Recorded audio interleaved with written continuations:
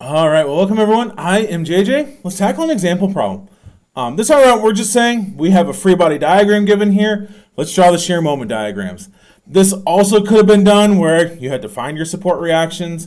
I'm just streamlining it a little bit and finding it was really an AY and a DY in here, a pin and a roller, to kind of move everything along.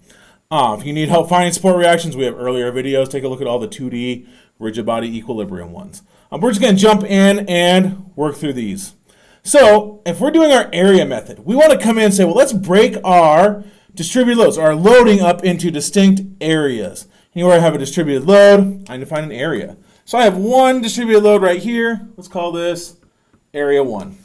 I'm just going to come off on the side and start finding that. Area 1 is just my base 6 times my height 7.5. 6 times 7.5 is going to get me an area of 45. I had kips per foot times feet, so we are in kips here, not feet. What I started to write. We're in kips. If I know that, I actually have enough set up. I can make my entire shear diagram in just one go. Remember, our shear is the integral of load, so we're going to use that relationship as we work through this.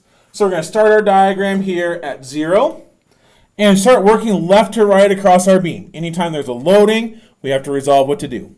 So the first thing we hit is this 18 kip force.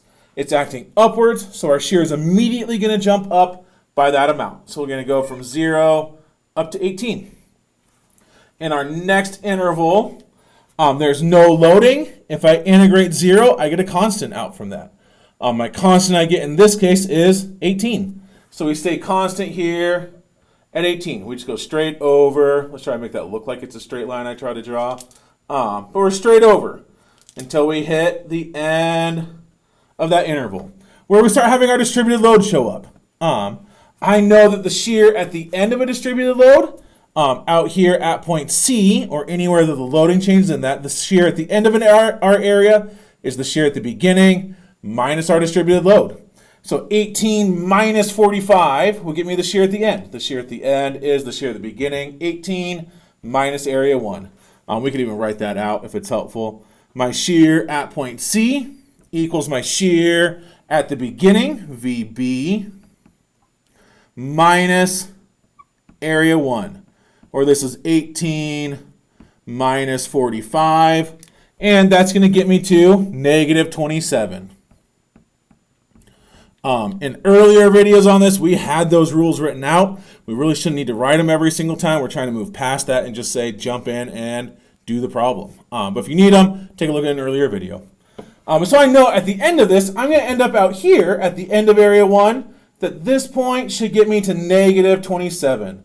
Let's go ahead and mark that. I also know I can use calculus to figure out the shape of this.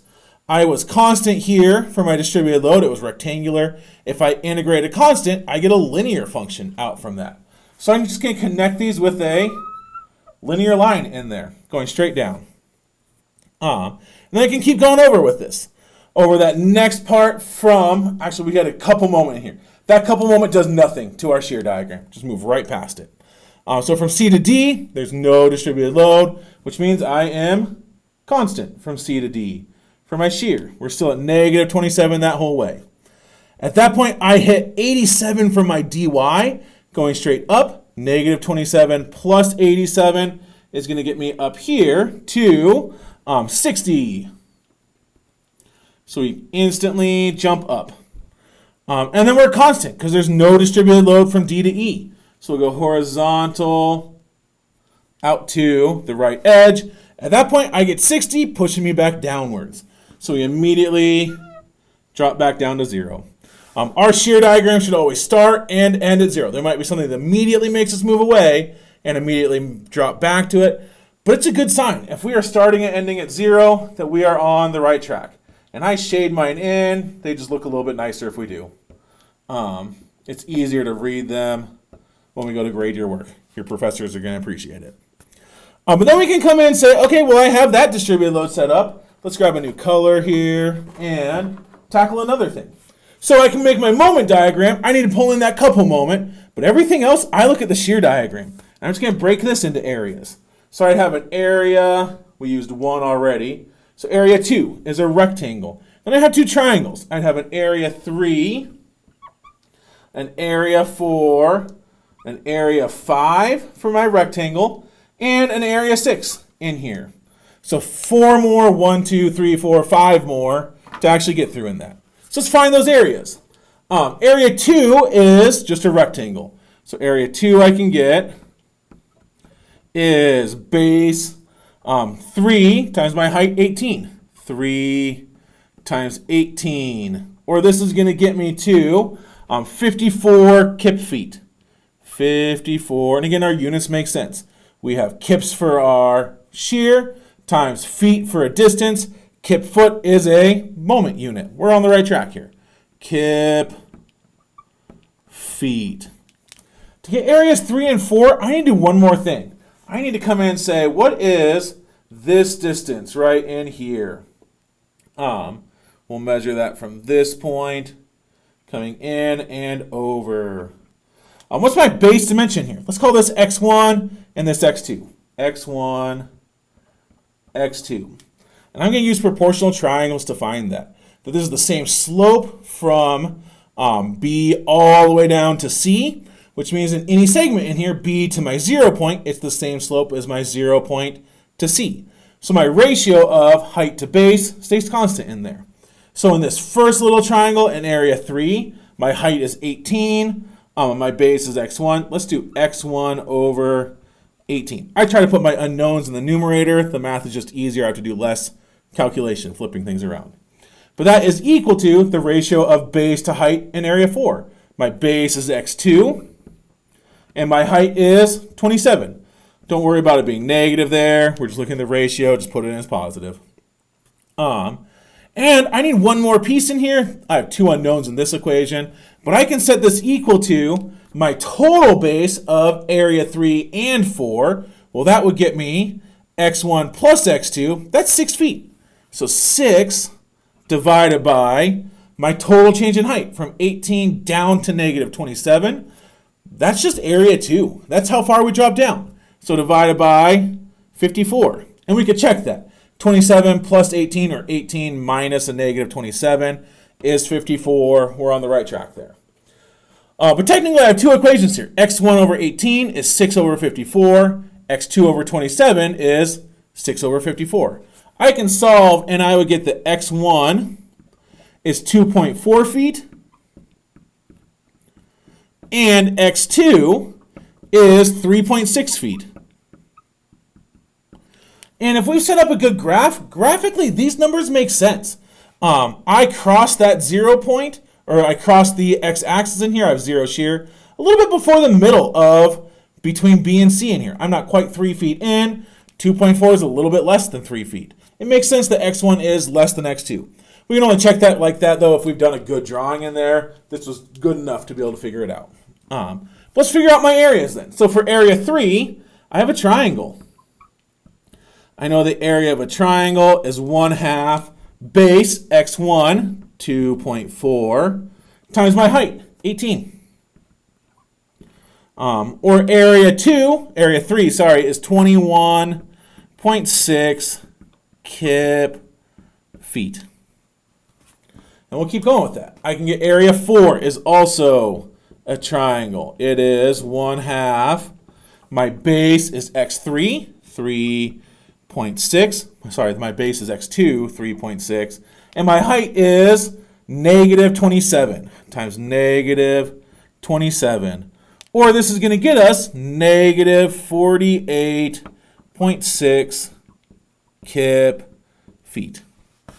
And the last 2 are both rectangles, area 5 and area 6.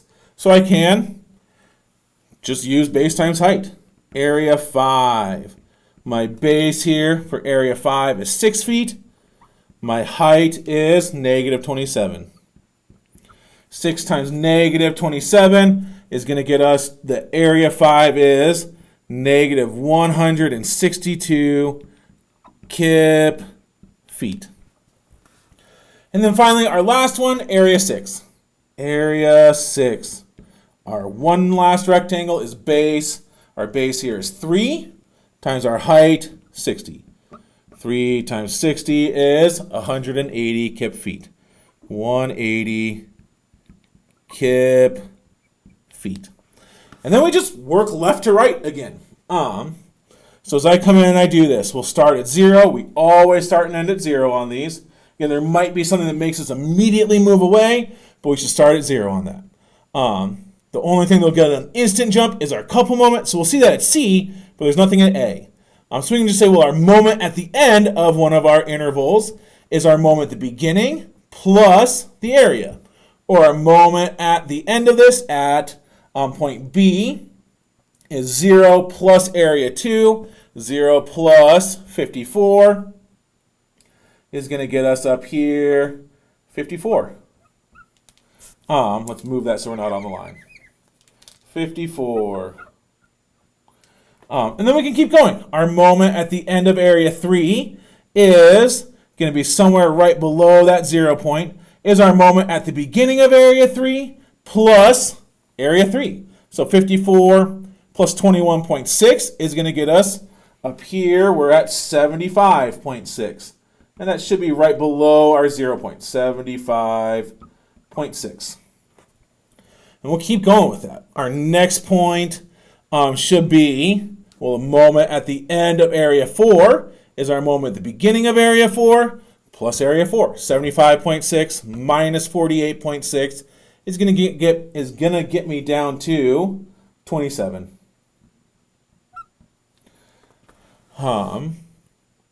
Let's go ahead and get our shape filled in from there. What are we looking at? So again, we can integrate what was happening right above this. If I integrate my shear, I get to moment. So integrating my shear was constant here in area 2. If I integrate a constant, I get a linear function coming out here. So I should have a linear line that I plot from 0 up to 54. Let's make that look a little bit more linear so someone doesn't mark us down. But we're linear there. That next interval, I had a linear function for my shear. If I integrate a linear function, I get a quadratic function. So I should plot something that's parabolic here. Going from 54, we're going to peak at 75.6, and then curve back down to negative 27. Let's make that look just a little bit more peaky at the right point. Peaking here and curving down. That's my general shape so far. At C, I do have a couple moment acting right here. Don't forget about that. It's going counterclockwise. A counterclockwise moment always makes our moment decrease instantaneously. So we're going to go from 27, and we're going to drop instantly down by 45. 27 minus 45 is going to get us to negative 18. Instant drop there. Then we can keep going. Our moment at the end of area 5 is our moment at the beginning, negative 18, plus area 5, minus 162. Negative 18 minus 162 is going to get us down here to negative 180. I had a constant for my shear. If I integrate that constant, I get a linear function. So I have a straight line down there to negative 180.